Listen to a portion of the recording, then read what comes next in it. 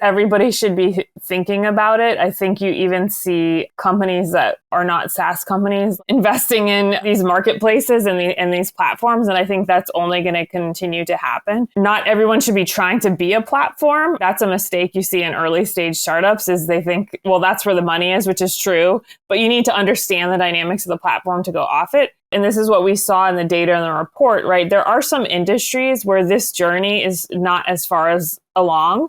And one is where you have highly regulated data. Fintech, for example, healthcare, HR is another one that's lagged. Again, where you see this like personal data, it's been not as fast as say marketing or sales technology or IT to build like these thousands and thousands of integrations. In the report, you did see companies that were in those industries were just not as far along on the journey. But having said that, even those companies at this point still have ecosystems around them. Hello, everybody, and welcome back to the Boundaryless Conversations podcast. On this podcast, we meet with pioneers, thinkers, and doers, and we talk about the future of business models, organizations, markets, and society in our rapidly changing world. Today, I'm joined by my regular co-host, my colleague at Boundaryless, Shruti Prakash. Hello, Shruti. Hello, everybody. Thank you so much for coming. Today, we also have one returning guest and one of his colleagues at HubSpot. They are not just two amazing experienced platform experts working at one of the most outstanding platform companies in the world, but they also are two of the co-authors of an amazing report that came out just a couple of months ago, the State of Platforms Report 2024. Welcome to Kelly Sarabyn. Thank you for having me. Hello. And Scott Brinker. Wow, thanks for having me back again.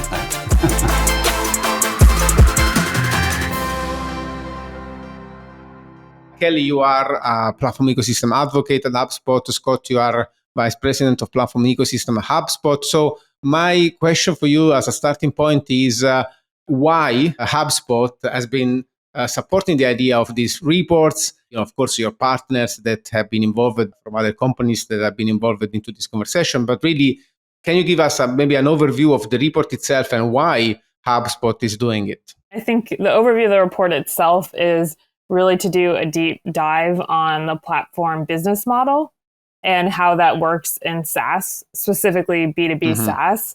There's a concept of a technical platform that most people in SaaS understand, but not everyone really understands what the platform business model is and how it operates. And we looked at the top 50 SaaS companies by revenue to really understand how they are approaching this and how many of them are fitting this model, which as a spoiler alert, they almost all are, right? So we not only got data of those companies, but we also got extra expert contributions from people who are doing this in the field and leading the way.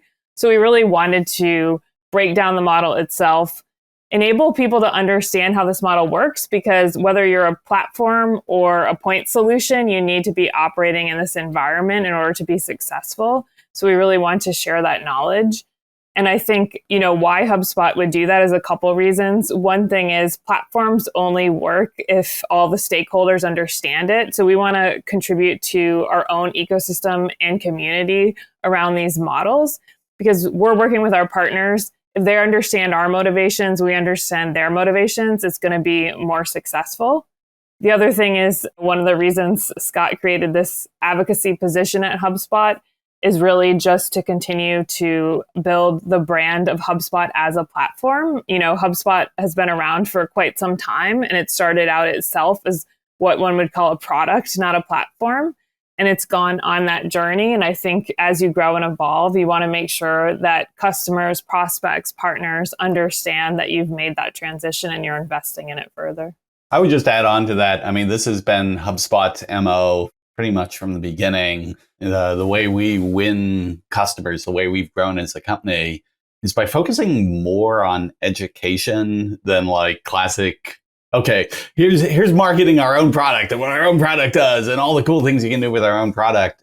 HubSpot Academy really set the stage years ago for teaching a whole bunch of marketers about the power of inbound marketing in a way that was pretty agnostic to the actual software you were using. And that continues through to today. So when Kelly joined HubSpot, this was very much the same vision we had around the platform side is, HubSpot has an agenda of ourselves being a very successful platform. But frankly, being able to contribute to the knowledge, the understanding, the discussion around platforms, building them, managing them, just because there was, this very well, right? There have only been a few voices out there that have really been contributing a lot to this. But it's such a big area and it's growing so fast that, part of this was just getting ourselves into the conversation in a way that would bring value to a bunch of other people who were interested in platforms too. Yes, it's an industry that is at the same time 10-ish years old, still very much in flux, where words still don't have a very solid meaning, right? So let's say the ontology of platforms is still in flux after 10 years, which is amazing, I think. And what is a good information architecture that can help our listeners understand what's inside the report? So if you have to explain to someone, like, I don't want to say 5 years old, but let's say 17 years old, what platforms are, where would you start to draw the lines and say, there's this side and that side. So can you help us give an overview of what the conversation around platforms should be about today? You want to give an architecture of the report?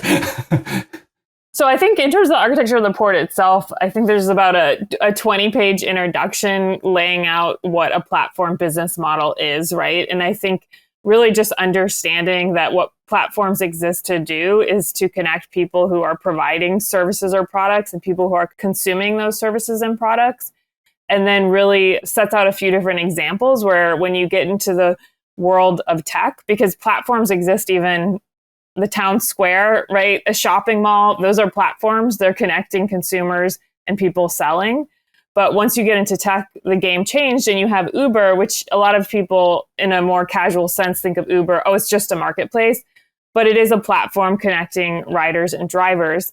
And then you get into technical platforms where you have the technology partners building on top of the platform, but also, again, to be connecting with the customers.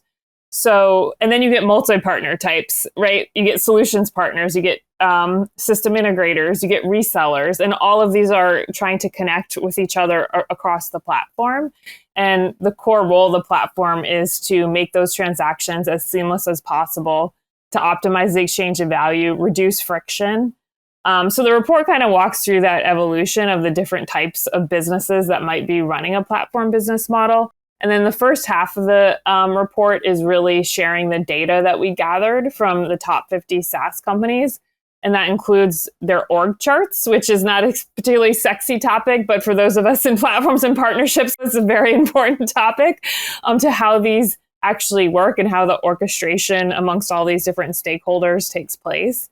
But we also looked at the number of apps these companies have, what their marketplaces look. Do they have a services and app marketplace, or are they one? And then the last half of the report is really just the contributions from different experts in the field who are doing this at the best companies to share what they've been seeing and learning on their journeys. One of the things that Kelly's been one of the champions for in the industry is partnerships have obviously been around a long time. The idea of channels and distribution channels pretty much from the beginning of the software industry. We've also had this view of okay, yes, there are this idea of ISVs and building things on technical platforms. We even have, things more of technology, strategic alliances and whatnot. But in many ways, you've seen these different components sort of being viewed through their own lens. And this evolution that's been happening here over the past several years, but really starting to build momentum, particularly these past couple years, of really taking a more holistic ecosystem view. Okay, yes, we have a channel here, but then we have services partners who perhaps aren't just channel sellers. There's other kinds of services around this. We have these ISVs, and it's not just looking at each of those individual pieces and saying, they're each contributors to an ecosystem, but it's starting to recognize more and more the power of how do we connect those things together. And so I thought, again, the data we collected, and this was in conjunction with, Jay McBain of Canalys, also Asher Matthews from Partnership Leaders, trying to get as wide of a collection of folks, getting the actual data on, for these top 50 platforms out there, where is the state of, are they treating these things differently? How differently? How are they coming together? partly in how they present themselves in marketplaces. But then, yeah, as Kelly was just saying, also looking at things like the org structure, how are they internally aligned to support that? Yeah, I mean, to let's say go into the state of platforms as they are today, right? So, first is I want to understand the why. So, why is there, let's say, still a need to describe the key patterns of platforms in 2024? And what are the patterns that you're seeing today? How is the architecture changing as you go? It's funny, like, while the terms ecosystem have certainly started appearing more and more in like general business language and general business discussions, the truth is it's just there aren't a lot of definitive resources out there that have discussed this. I mean, like, we could probably count on one hand, maybe if we're being really ambitious too, like the famous books or like famous articles in the space. But when you think of this as being such a truly transformational change to like business models and strategy, yeah, it's kind of amazing that isn't actually much more here. And so I think even with different people I talk to every day, it's like even within our partner community, it's a pretty wide dispersion of how deeply people actually understand, okay, wait, what is this platform thing exactly? How does it work? How are the incentives? You know, like, why do we do this? What should be our strategy if we're a participant in this ecosystem? How should we be thinking about our relationship, not just with the platform company, you know, as sort of like a spoken hub, but how do we think about our relationship with all of the other points that are a part of this universe? There's a lot of gap out there, and it's also like not static either. I mean, this is one of the things like I think we talked a bit about this the last time we were together too. Is there's been such innovation in these past couple years with technology products to help facilitate new kinds of motions within these ecosystems. When we look at products like Reveal and Crossbeam, that initially just, okay, let's optimize this process of looking at overlaps in customers or opportunities or prospects. Okay, that's really cool. But now that we're doing that in a systematic digital way, being able to then start to trigger all sorts of fascinating like insights, automations from that. When you start to look at ways you can do that aren't just point to hub, you know, looks, but what are ways that, okay, it's not just like the Reveal overlaps between a particular ISV and HubSpot, but it's the Reveal overlaps between that ISV and other ISVs, or between that ISV and other solutions or services partners. This technology is just new. And so the playbooks for what we can even achieve with this from the business side of platforms, they're kind of being written as we go. So, I mean, it's just a really exciting, innovative time, but it also is a great opportunity to say, like, okay, as we collectively are figuring this out, how do we document this? How do we, like, you know, share this? How do we get feedback? How do we keep learning from each other? Let's say, is once a year kind of report good enough? And where I come from in that is that, let's say, platforms are so dynamic. And I think all of us here know that, let's say, putting a definition to this has been, you know, more and more complex as we go. So how do you sort of address that? And were there any, let's say, older notions of platforms that were broken in this process? I think we had Sangeet Chaudhary in our episode a little bit earlier, and he was speaking about the fact that, let's say, network effects as a topic or a metric to assess how good or bad a platform is doesn't maybe hold the validity as it did probably a couple of years ago. So just wanted to understand if you've seen any trends in what platforms are, how you measure these platforms and so on with this report. Yeah, I think that to Scott's point, there's a deep lack of knowledge, not only with people working in partnerships, but if you look at other functions within a company that need to really be bought in on this. So if you ask a typical SaaS CRO, what is a platform or what is an ecosystem? If you ask 1,000, you're going to get 1,000 different answers, probably. So I think this, which is good, by the way, right? I mean, it's good because there is so much diversity in the industry. I think this process of having this conversation in the broader community of executives across all functions within the partnerships field, it needs to be ongoing. So it just has to keep going. And to your point, I think that if you look back over the last 3 years, even, you've seen a lot of transformation. And I anticipate the next 3 years that will only be accelerated.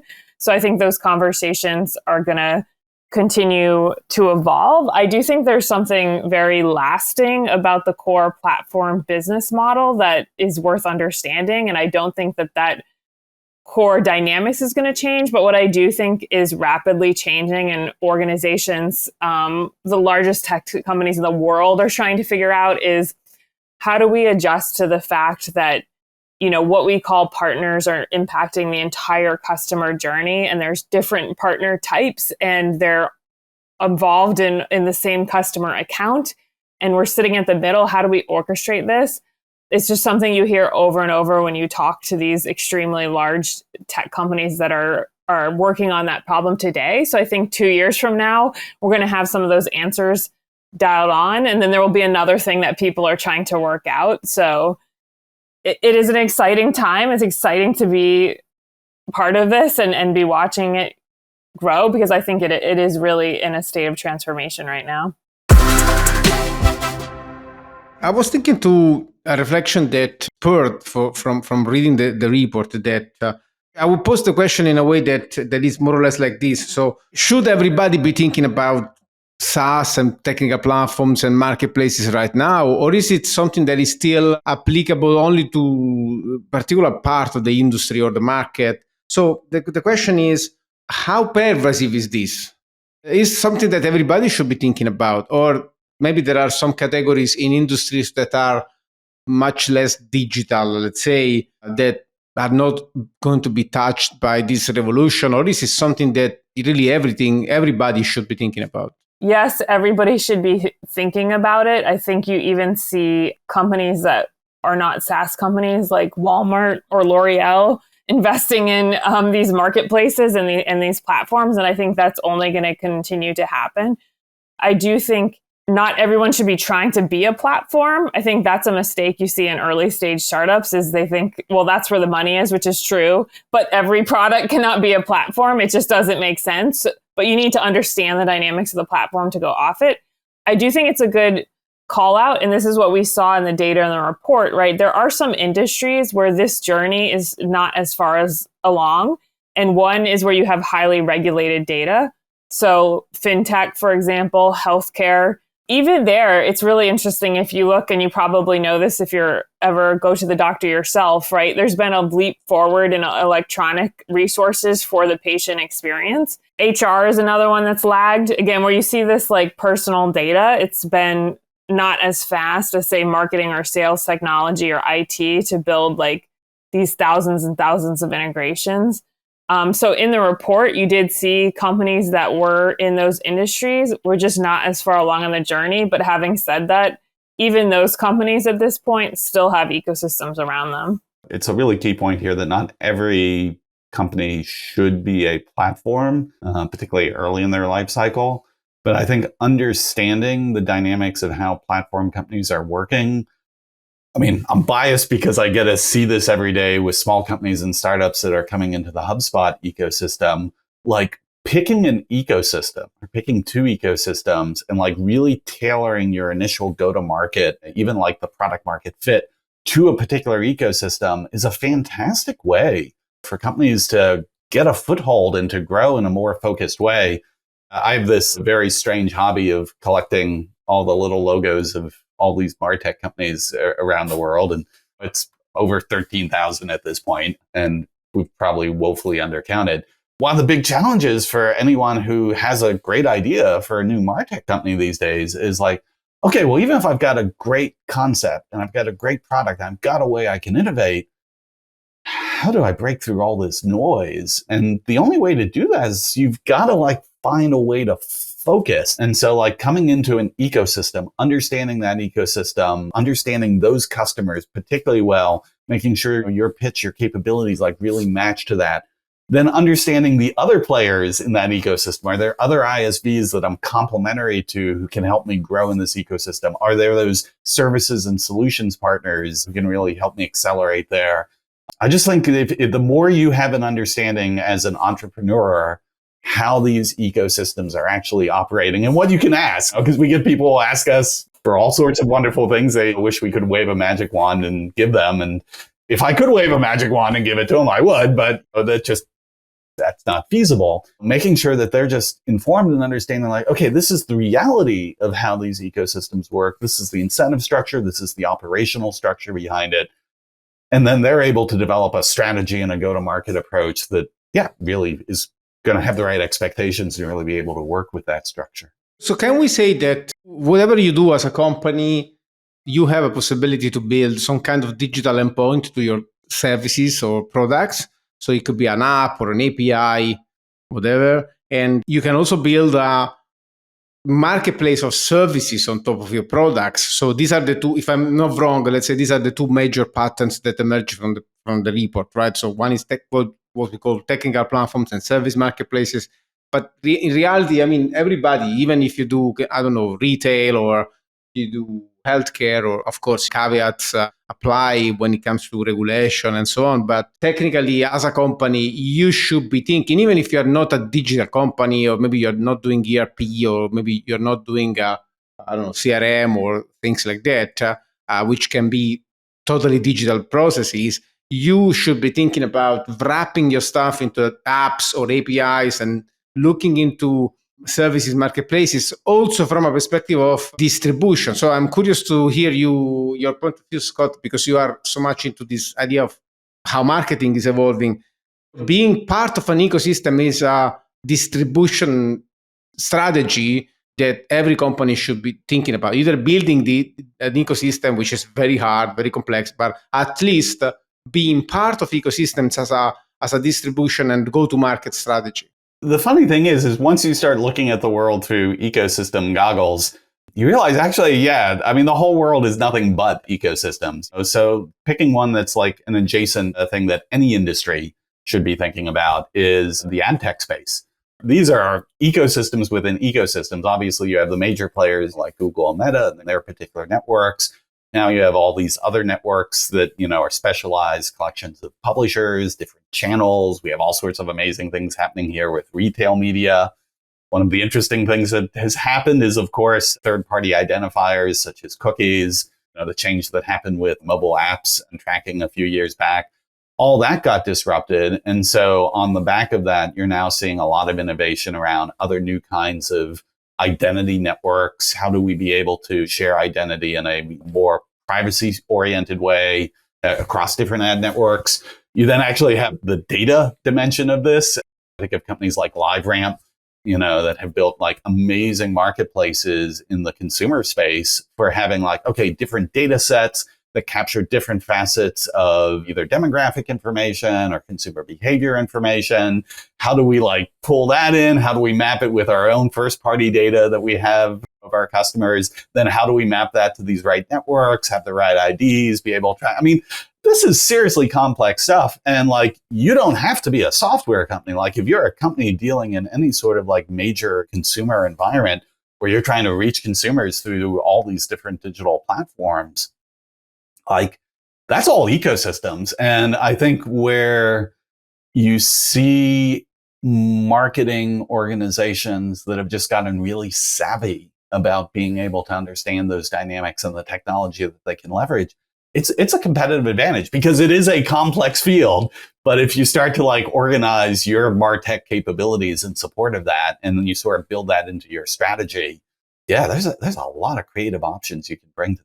Let's say from an organization point of view and the strategy that it builds, I think I wanted to double click a bit on how does the organization structure, let's say, need to evolve for supporting these platform ecosystems as you see today. And let's say our partnership capabilities becoming sort of ubiquitous in these teams. Does it need to get there? How do you see it? Yeah, so you're asking about the internal structure of the partnership team and what needs to happen. Yeah, I think that's a huge challenge and problem in the industry. And one of the interesting things, partnership leaders who partner on the report collected data on the org charts of these top 50 companies when it comes to partnerships. And one of the interesting things was the top 9 companies all had a unified partner leader, meaning that all of the partner teams were reporting up to that one partner leader. And then in the 50 overall, it was 64%. And then the other 46% had, say, a head of solutions partners, a head of tech partners. One of the common challenges is partner teams get siloed, right? So they try to run this distribution play, but then they can't get marketing support. They're not embedded in sales, and it kind of falls down. Alternatively, you could have someone in a partnership teams reporting to sales, and then the connection to product on, say, the tech partner side, but also on the solutions partner side starts to thin and fray. And then you have the salespeople trying to push bad integrations, or you have the solutions partners frustrated with the APIs that are available. So really, organizations being able to embed this across all the different functions within their organization and establish clear feedback loops and lines of communication and collaboration is absolutely essential to taking advantage of this opportunity, because otherwise it ends up creating at a minimum a lot of friction. But at the worst, you have people working at odds. So you can have like a sales team KPI'd on one thing and a partner team KPI'd on something else, and they're coming up against each other, which still happens a lot in the industry. So I think that making sure that the ecosystem mindset is embedded across the organization and has representation in the C-suite, whether that's because there is a chief partner officer or because the CEO is so bought in that they've embedded it as a requirement across all their stakeholders. One of those needs to happen to really fully take advantage. You had a professor who, it's sad, the only thing I remember from this professor is like one sentence, and it was structure dictates behavior. We can step back at this and we can look from a strategic perspective and say, okay, whoa, this ecosystem model is now core to the company's strategy. This ecosystem model, it isn't just about these point hub connections, but it's about the connections across the different points together. If you buy into that strategy, if that's going to be like, okay, this is the future, this is how we are going to compete, then if you don't adjust the structure of the organization to truly serve that strategy and treat it as the first class pillar of what your strategy is, yeah, to Kelly's point, you're just gonna, even if people can articulate it on a great PowerPoint slide, in the actual day-to-day operations, they're going to keep running into these, just sort of disjoints and mismatches. Yeah, that's challenging. If you look at the perspective of the tech company, the SaaS company, for example, right? The ones that you have been targeting most with the investigation, let's say, for them, it's such a central topic, that of platform, that looks like it's very imbued in everything they do. So if I think about, for example, the typical trio of responsibilities that a SaaS company have, like growth and marketing, engineering, and product design, thinking through the platform lens is something that should be like a shared responsibility more than a responsibility of a single, because it's part growth, it's part product. You, for example, Scotty, you spoke about this idea of joint customer needs. So if your research cannot research into how your product interacts with others, you're failing badly, especially if you're a tech SaaS company. So for them, I understand that it's a complex endeavor. There's a lot of need to push this thinking at the organizational level and be sure that everybody speaks the same language. And these three responsibilities very much exist around a shared concept of what our company as a platform is. But from the perspective of maybe the non-tech companies or the companies that are less capable of becoming the pivot of the ecosystem, rather they are maybe trying to reach their customers through existing ecosystems, can we say that understanding platform is at least very essential for the people responsible for sales, go-to-market, and marketing? Because today the advertising ecosystem is becoming much more competitive. So how do you distribute your products and services if you don't understand the several potential platforms you can use to distribute them?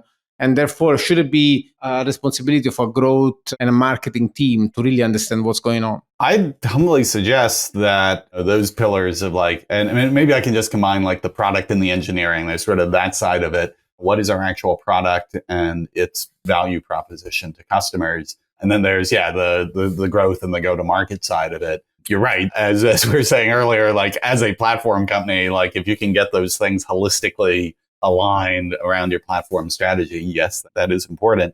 But even if you're participating in an ecosystem, I still feel like the product side of that is a huge lever. Just go to a narrow example, like from the HubSpot ecosystem, because I know it well, is we have SaaS companies, like say, pick a company like Webflow. They're actually a great platform on their own. They have their own ecosystem around them. But when they look to partner deeply with HubSpot, there's a whole dimension of this from just a product perspective of like, okay, what are going to be the use cases that our joint customers are going to want between Webflow and HubSpot? How should they work? And it might be very different than like joint use cases that might be for a different kind of platform that Webflow is interacting with elsewhere in their ecosystem. But I think really crafting that, because then that feeds in to the growth, the go-to-market side of it. Don't get me wrong, there's a whole set of other things that need to happen operationally around like, okay, well, how are we going to jointly market this? If we're going to have some sort of co-sell or co-service program, what are going to be the mechanics of that, the enablement for that? But I think going into that with the core value proposition of, oh, by the way, this is from a product to product perspective, the value of these two things working together, it feels super important. It feels like if you like leave out either side, like if you leave off the sales and marketing, the go-to-market side, sadly, in a lot of ecosystems, it's not the case that you build it and they come. I guess actually that's my complaint about software in general for like 50 years. It's like you build it, they don't necessarily beat a path to your door. So you need that side. But the flip side is true too. There's just so much competition for so many things out there that if you can't create a really valuable joint proposition, just putting a whole bunch of like sales and marketing energy behind it is going to be limited. If you look at the data from this report, if you look at all 50 companies, on average, they have 1,500 apps. But if you look at the top 5, they have an average of 5,000 apps. So if you look at it from the point solution as a strategy to get distribution out of that ecosystem, the far and away best thing that you can do is find an unmet need from the platform that you can fill, because that's going to attract their sellers to you, because you're meeting a need that they might have when they're having conversations in the marketplace. It's going to stand out, right? If you're just the 5,000 sales enablement tool in a marketplace and you're listed number 50, it's not going to be a great distribution. You're putting a huge burden on your marketing team. They're going to have to create something out of scratch, essentially. So I do think that product component and making sure that you're looking at the product market fit of the ecosystem that you want to heavily invest in has to be a part of the strategy. One of the points, I had noted it down while I was reading the report as well, which sort of stood out to me. I hadn't thought about it before that, about the fact that there was distribution which was, let's say, against partnerships, in the sense that such a low number of partners in comparison to sales employees versus marketers, right? Which I found really interesting. I hadn't thought about it before. So it was interesting to note. I think what Simone and I were discussing as well, I think it will be nice to also touch upon some of the other topics that were covered in the report. So maybe I think proliferation and nichification was something that was spoken about often. So just wanted to hear both of your thoughts on that. Where is the, let's say, trends heading in that direction? What are the different challenges that you see and so on? I'm thinking about, as a customer that uses so many platforms, what are the implications also from the fact that there is such a big proliferation of products that every product is building an ecosystem? So how do you put the pieces together in building your support systems for your productivity? And you're using like 10 apps, and each of those apps have their own ecosystem that they leverage on. So it becomes very complex to make things work together and compose your ideal solution. Wow, you are definitely using all of my favorite words here. There's composability, there's integration. See, this is why I love having these chats with you. Again, if I think about it in the context of marketing departments, which is where I know the MarTech stack better than I do even other departments, for like 10 years, they've been surveying marketers about like, okay, what's the thing that's most important to you in your MarTech products that you select? And always, it's been universal for 10 years, like in the top 3, if not the very top one, it's like, it's the integration. I need this stuff to work together. What is surprising is for a good 5, 6, 7 years of that past decade, so many of the companies actually in MarTech refused to prioritize integrations. This was such a desync where, and I say this as a former product person myself, it can be all too easy when you are creating a product that you have an innovation you think you're solving. You're thinking about the stuff you're building. And even if you kind of recognize that there are other things that we're going to have to work with and be related to, it doesn't feel by default as the sexy part of it. Like the sexy part of it is the net new thing that we're doing. Yeah. And so somehow in just the jockeying of what got prioritized, very often like integrations would be near the bottom of the list. In fact, you still would have a bunch of cases where, I even see this today, people outsource it. They're like, yeah, we're building an amazing product. Oh, we need an integration to this major platform because that's going to be key to our distribution strategy. And they're like, yeah, can we outsource that to someone who can, maybe build that for us? And of course, when they do outsource it, it tends to not be particularly good and there's no sense of ownership. But what is encouraging to me is over these past few years in particular, I think the memo finally got through because now we talk to more and more companies that integration, they recognize this is core to their product market fit. It's not just like a distribution element, because if you don't actually have the fit of being able to solve what people need, the distribution is just going to have this tremendous uphill battle, this, tremendous friction. And I think one of the things you've seen, and this came actually, the light bulb went off for me a few years ago from some earlier research that Kelly had done, and you sort of see it come back full force, of if you just look at the proliferation of marketplaces and their visibility within SaaS companies. I mean, it used to be that there were very few SaaS companies that if you went to their main navigation and you tried to look for like integrations or marketplace or anything like it, it just wasn't even there. And then what you started to see a few years ago is, all the major companies, of course, this became a very prominent component of the presentation. What was fascinating is, and I'm trying to remember the exact report, Kelly might remember this one, is something like even 30 some odd % of the early stage, like Series A startups now had a marketplace, something like in their website that was like, by the way, this is the things we integrate with, and you can look at how it integrates. I don't think we're at nirvana yet, but I think we've now sort of hit a tipping point where most product companies now are treating that sort of integration dimension of as part of basically the core product value proposition. And what you get on the other side of that is you make it easier and easier for when companies are saying, I have these 3 products. Do they connect together? The answer probably from all 3 sides is yes, here's how it is. And what else is in your stack? And you can connect it here too. And so improving. And what is the key thing that is going to unlock this? Is it going to be AI? Is it going to be another type of technology or no-code technologies? How is it going to happen? Yeah, it's a really interesting question because at my last company, I was leading marketing for an embedded iPaaS called Pandium, which that product was selling to SaaS companies to use the tool to basically build their integrations. And they had a little different model where they were taking care of a lot of the infrastructure, like the OAuth and things like that, but that people are actually coding the integrations themselves on top of that infrastructure.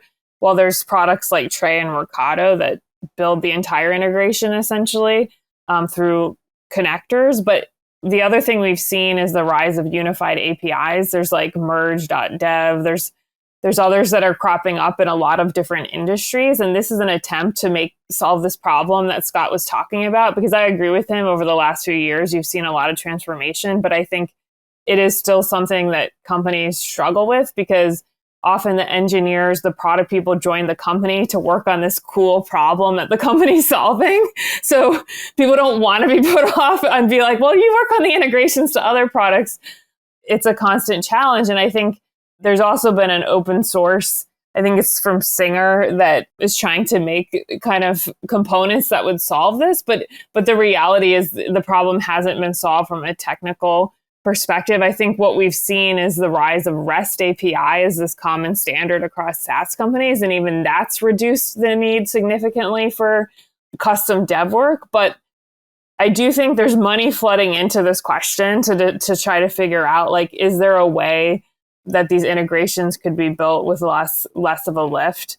So exciting space to watch. I think there's a long way to go in that regard because it's incredibly complex technical problem. It also requires a certain alignment in the way that the REST API naturally came to be the default standard in SaaS. So we'll see where it goes. But I do think that would only kind of put fuel to the whole alignment around the business model. But do you see more consolidation going forward or more disintegration of the industry moving forward? Because I feel like we are also just out of this low interest rate period, and we have been watching like a Cambrian explosion of products. And now, for several reasons, it can be, for example, that we are at the end of a cycle of adoption and there's less cheap money. Many companies are winding down somehow. So from a perspective of a customer that adopts platforms and ecosystems of products, do you see more consolidation coming up? So a smaller number of products that are more integrated, or maybe a more proliferation of products and or maybe a third way, somehow talking to a chatbot that figures this out and brings you the results back? Yeah, it's a really interesting time for this. So at least looking at the data from the MarTech side, you are seeing both things happening simultaneously. There's absolutely consolidation happening at the platform level, which that's what you'd expect. Network effects. You need a consolidation in order because there's only so many ecosystems that, a company can integrate to well. But there's this kind of fascinating dichotomy to that almost the more consolidation you get then around a small number of like dominant platforms, actually the easier you make it to then have a proliferation of niche products within that ecosystem. And to me, like the classic example of this has always been like things like the iOS and like the Apple Store. I mean, Apple's actually being sued right now by the US government. They're that consolidated. So they've achieved massive consolidation. But in some ways, that consolidation on that platform has allowed this incredible proliferation. Now, some of those apps are big businesses unto themselves. A whole bunch of them are these really niche things, or maybe in cases someone's doing it as their own little side project. And I think you see that. But the key to it there is, right, I mean, regardless of how many things there are in the Apple App Store, the ease by which anyone can like say, oh, I like this app, I put on my phone, and there's not a lot of cognitive load in doing that. There's a consistency to that. Yeah, maybe I use it just once every month or every year even, and still it's fine. And I think you see that pattern is where we're probably going to go with most platforms, certainly in the B2B space. And I agree with you. It's been an interesting past decade of how the SaaS explosion has happened. I mean, normally you're used to like someone creates a platform and then there's an explosion of stuff around it. SaaS, we've basically done it backwards. So we've had an explosion of all these things, and then we're like, it might actually be good if this stuff worked together. So I think it's taken a little longer, but I think too, like moving forward, it's interesting to think about where the market pressure is coming from. If you look at it from the customer's perspective, right? Other things being equal, they prefer consolidation because it's easier, right? I don't want to deal with multiple vendors. I don't want to do multiple searches for a new product. It takes time. It's not fun usually. So the question to platforms too, I think there's a huge potential for AI to solve a lot of the friction in that process that would enable more niche solutions to flourish while removing some of the pains that drive people to want consolidation. So now if you go to a marketplace, there's pretty much no SaaS marketplace that is excellent at doing personal recommendations, right? So but I feel like all marketplaces are investing in that now. And if AI really comes to have the power to make awesome recommendations and enable the customer to easily find what it is they want, one-click purchase, then the friction around disaggregation of the tools becomes lesser. And I think the technical issues I was talking about, if those also make headway in being solved, that's also going to reduce the friction of what it takes to build. So I think there can be a future potentially where you have more and more proliferation of tools, but the customer experience feels more like consolidation. So it's like the explosion of a supernova. Like you have this black hole that collapses on itself and then explodes, because essentially that's how it feels, right? At the same time, we have so many apps, so many solutions, and on the other side, the emergence of this powerful integration technology that is going to wrap everything else. And it really feels like there are these kind of frictions between these two trends. So I'm really curious to see how it ends up. And I have this feeling that it's going to end up in a big explosion at some point in the industry. So that's what I feel. Can we use a few minutes of the conversation to talk about another, I feel very important part of the report that we didn't discuss very thoroughly so far, which is services ecosystems. Everybody was into plugins, apps, and marketplaces of apps. And now we are seeing the pattern of marketplaces moving away from consumer aspects, like in travel or something like that, and moving a lot into B2B. So what is your feeling about how this part of the industry is evolving? So how important are service marketplaces becoming versus traditional sourcing approaches for services? Should companies doing consulting, for example, or other type of services look more into these opportunities? And as I'm saying that, I'm saying companies, and myself, I'm thinking about maybe it's going to be also about democratizing a lot. So it's less about service companies and more about freelancers or service providers that are on their own. So what are the impacts of these transformations on the service industry? I think it's quite large. And if you look at the cloud retailer marketplaces, services are a key part of those marketplaces. And there's a lot of innovation surrounding services companies to not only sell their own services on the marketplace, but to package up the ISVs that are on that platform and sell them as well. We did see through this research that not all of these top 50, I think it was somewhere around 80%, had services, either directories or marketplaces. A lot of them are just directories. But almost a third of them had a unified marketplace, meaning it listed the apps, ISVs, and all the services partners in the same place. So I do think we're definitely seeing movement in the industry to kind of package up and provide that more digital experiences on selling services as well. And I think that's going to continue to move in that direction. So I don't know if that answers your question, but I definitely think that it's behind the apps in terms of the role of the marketplace. But in the last few years, you definitely see it becoming more and more important. And something I just add in on that too is because, I don't know, this has been a phenomenon I've been fascinated with, is the pace of technology just keeps accelerating. The rate of innovations, like, it's insane. And we're seeing this right now with the AI side of things at a pace that's unprecedented. People don't change quickly. Organizations don't change quickly. This whole field of change management it's real. That's a big hurdle. And so I think one of the data points that Gartner had shared last year was you have this like plummeting reported utilization rate in MarTech stacks. These companies have these like massive MarTech stacks with all these state-of-the-art capabilities. And the utilization, like, it went from like 60% down to 40%. And then this past year it was like 33%. And contrary to others in the industry, I don't think that's actually so much a problem about the technology. I think it's the fact that we are underinvested in the human side, the services side, the training side. And this is such a huge opportunity then for these services companies, particularly within an ecosystem where, okay, we deeply understand this technology, and we don't just understand the core platform technology. We understand all the best ISVs. We're able to like architect these solutions together. There's just so much value that those service providers can bring in a platform ecosystem. And to be honest, from a platform company, that then becomes crucial, because if you just continue to let those Gartner numbers go in that direction of like the utilizations from 60 to 40 to 33, eventually someone says like, well, why are we even paying all this money for this software? Because we aren't actually using it. And so I think platform companies have a very vested interest in like, okay, let's make sure we're getting like the right support to companies. And it's not just about the support of how do I configure something in the product. It's how do I think about this stuff? How do I incorporate it into my operations and my strategy, which is what all these solutions and services partners, these consultants, these SIs, these agencies, this is an incredible value add that they bring to it. And so I think that's one of the reasons you see platform companies like, okay, yeah, no, we really need to boost the visibility and facilitate the connections to those right providers. Because it's also essential for the adoption of a certain solution, right? Adoption, the success, the outcomes, yeah.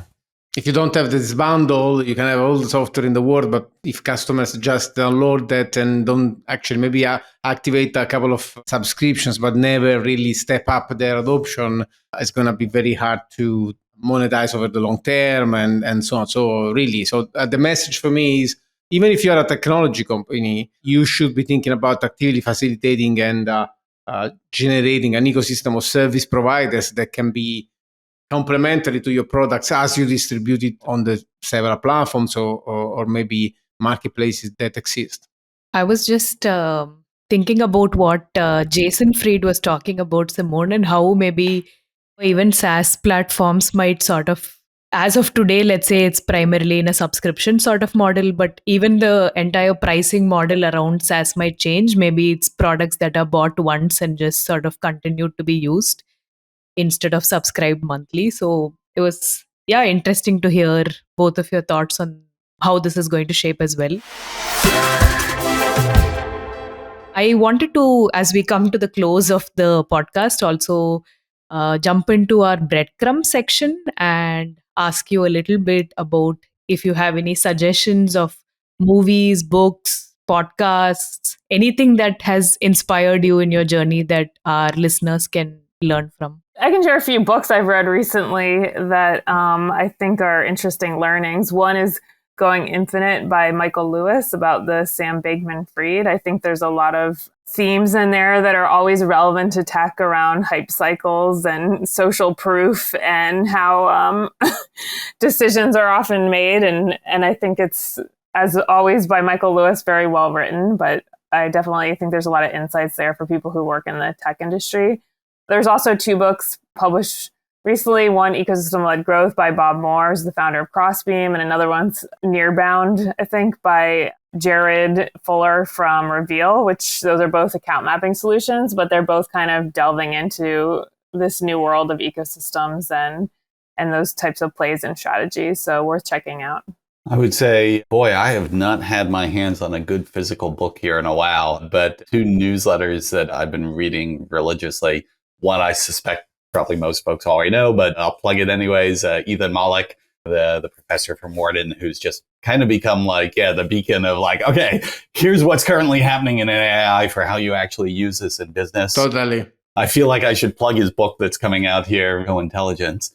And then a little bit of a niche one is there's a fellow, J.P. Caslin, who writes a newsletter, Strategy and Praxis, that he's a bit of a contrarian in the strategy world. And he very much like, so many strategy things are like, okay, it's a very deterministic plan sort of thing. His whole approach to it is around, no, actually this stuff is complex in like the Cynefin framework meaning of the word complex.